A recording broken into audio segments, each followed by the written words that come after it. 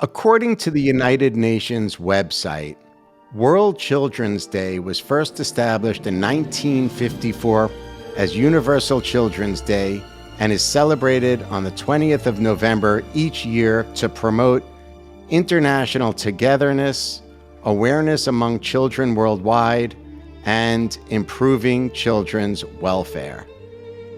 The United Nations Secretary General, Antonio Guterres, said, "On World Children's Day, we celebrate the youngest members of our human family. But today is also a moment to recognize the enormous challenges children face in our deeply divided, tumultuous, and often violent world." The copywriting on the website continues. Mothers and fathers, teachers, nurses and doctors, government leaders and civil society activists, religious and community elders, corporate moguls and media professionals, as well as young people and children themselves, can play an important part in making World Children's Day relevant for their societies, communities, and nations. It goes on, World Children's Day offers each of us an inspirational entry point to advocate, promote, and celebrate children's rights, translating into dialogues and actions that will build a better world for children. This important conversation is about Ariel and Kfir Bibas, the only children currently in captivity. They have been hostages in Gaza for more than 1 year, for over 400 days. Now is the time for you to find your humanity, to rescue these children, to save Ariel and Kfir.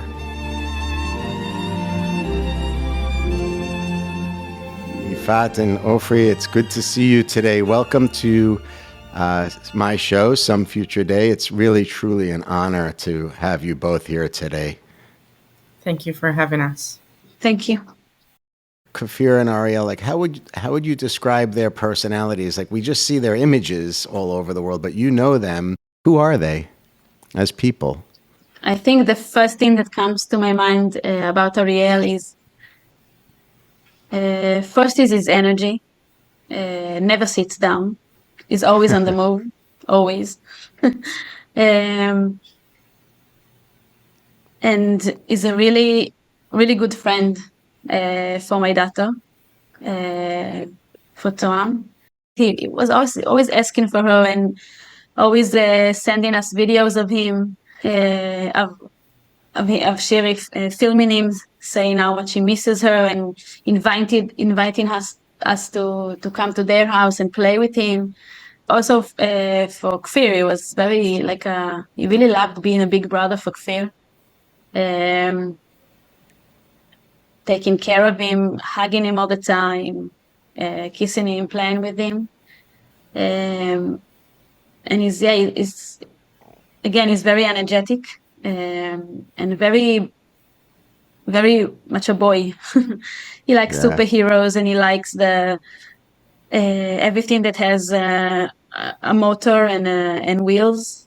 Your human nature, Ofri, is you're a caretaker, you're a giver. Like, do you think about that level of detail as it relates to Ariel and Kfir? Sometimes I try to really block those thoughts because sometimes it's too hard to handle and cope with thinking about exactly, or thinking or imagining exactly the condition they are held in or what they are going through there. It's just too hard for the soul, basically. I worry about them 24/7.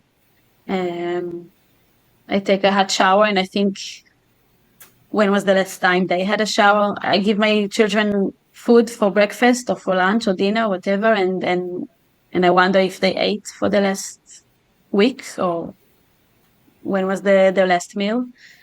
Now winter is starting. I just finished covering them with each one of them with 2 blankets because it's starting to be so cold and I don't know where Kfir and Ariel is. I don't know if they are cold, if they are warm. I don't know if if they're still alive. I just don't know. Oh, it's hard to believe, even like when you look at Kfir's life, he's now spent more of his life in captivity than Yeah. free. Other than yourselves, like, is anyone publicly speaking out about this type of topic as it relates to Kfir's development as a person? Is it just you? At the beginning, we were trying really hard to convey exactly this message, meeting with UNICEF and meeting with the Red Cross and meeting whoever we can, and that was exactly the thing that we were talking about the critical stage that Kfir was at 8.5 months old, our lack of food, lack of vitamins and air and sunlight can cause irreversible damage for his development, for his life. I remember talking a lot at the beginning about the fact that Ariel was always underweight. He was a really skinny boy. He had really hard. It was really hard for him to gain in weight. So I always thought about how can he survive with basically no food. How can he lose more weight than he's already so tiny and so underweight. So at the beginning, we really talked about this a lot, all the time. I can say I didn't really feel that somebody's hearing me on the other side. I think it's been, I think one of the most toughest struggle is against this kind of organization. I felt a lot of, in the good case, I felt empathy. Sometimes not even that, but a lot of answers that were like, I don't know, cleaning them from their responsibility of taking care for those two boys. And they haven't. I mean, the bottom line is that from what I'm hearing on the news here, that it's been like totally vapid. Like there's no organization, there's no entity, not the UN, not the Red Cross. There's nobody that's really come out vocally to talk about these two children. Right? Yeah, and as time passes, and all the images from Gaza are flooding the world, terrible images, and of course it's even hard for me to see those pictures. And I think no child should be a victim of a war, and children shouldn't be part of wars. And as those images are flooding the world, I think it's even it makes our fight even harder to keep and remind everyone that there are also two Israeli boys, Kfir and Ariel, that were taken from their beds and they are being held by a terrorist organization. They are hostages for more than 1 year, and the fact that we feel like nobody's still talking about it.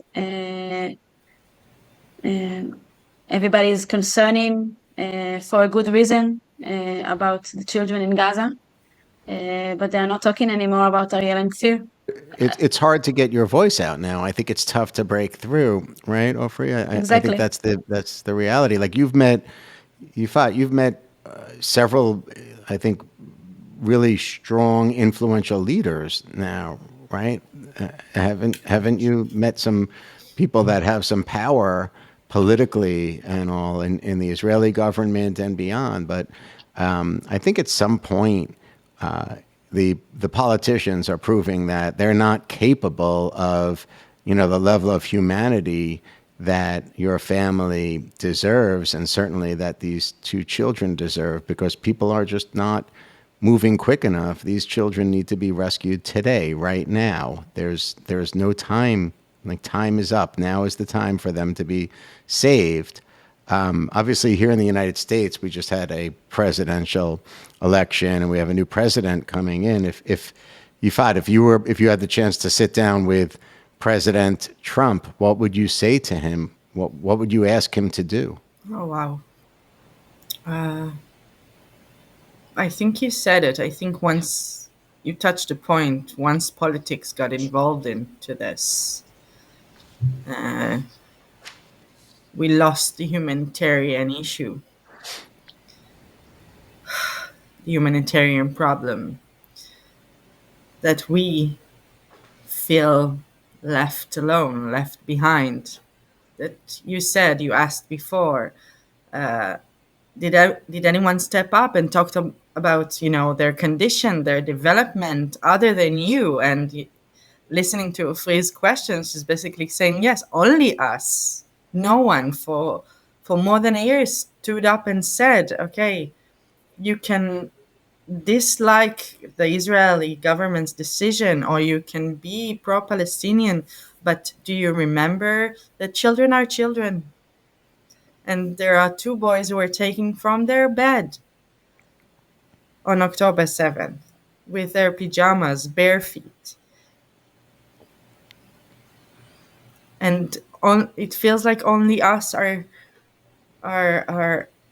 here now after a year, telling the story over and over again. Hopefully someone will hear us and reach out and say, okay, wait, there's a conflict, and 70 years conflict. Kfir and Ariel were just two children on one side of the border. It's not their fault. They won't solve the conflict. They need their basic rights who were taken from them: freedom, light, loving mother, healthy mother who can hug them and not be anxious because she is in captivity herself. Kfir was 9 months old. He doesn't know his father by now. He probably doesn't remember Yarden. I'm going to say something, but it sounds, completely odd coming from me. But even hostages have rights, right? The Red Cross was created. There's amendments. They should be visited or treated properly, getting medicine. These are rights that are no one saw them. They never received any medicine. Not only them, the rest of the hostages and the hostages who were released in the first ceasefire almost a year ago. Sexual violations, food, our mind is and soul is broken. And I feel that no one is listening anymore. And I would ask him for his help. I would try to listen to what he thinks, watching from the side, what he thinks is the best solution. I will tell him what I think. I think this war should be over. We should bring our people back home. The conflict is very complicated. Hamas is killed my aunt and uncle. I'm in my darkest times, and I can be very revengeful, right? And I have children here of my own, and I'm afraid that every day that someone will enter the door of my home and take me and my children. And those are voices that I always silenced. I said there are people like me on the other side, Palestinian, who just want to coexist, and then October 7th happened to us. Very left-wing, very peaceful people who just want to live in Israel peacefully, coexist, raise our children, live our simple life. But then this happened to us, and it shook everything in me, in my core, in my beliefs. But I still will not glorify death, and will not celebrate war, and will not celebrate people dying, innocent people dying. And I expect that empathy, but I see the rallies and the people in the streets and the universities and the streets in Europe, and I want to ask them, when you're shouting Intifada, do you understand what you're saying? We were both raised during the second Intifada, where buses and restaurants were exploded here. We were both 12 and 13, raising to be fearful, raising to be anxious and constantly afraid for our lives. And you have to keep reminding yourself that no, those are only the extremists, right? Someone who someday will come here and fix the Middle East and it will all be solved. And now it feels like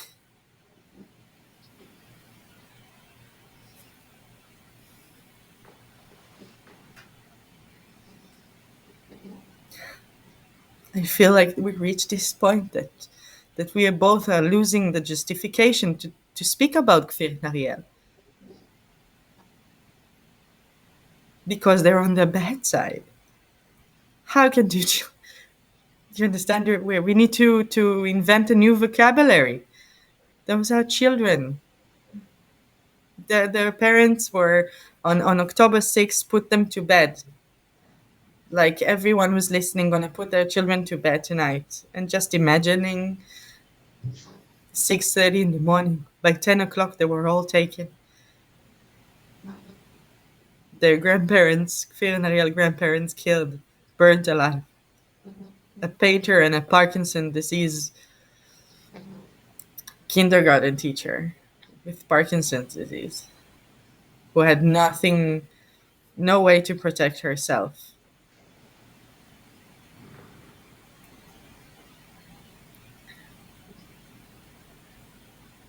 We keep asking what's right, what's wrong.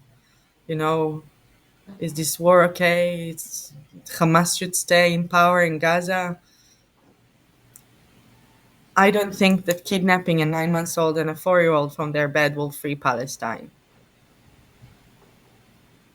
I don't think you should justify this kind of violence and disguise it under a cause.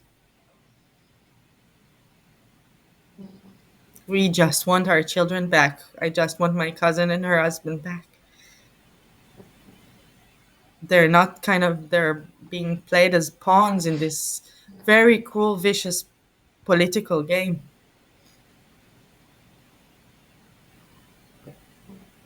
And we really try to stay and remind ourselves our values and the way we were educated, and to show the world maybe a different kind of, perspective of what they think about Israelis.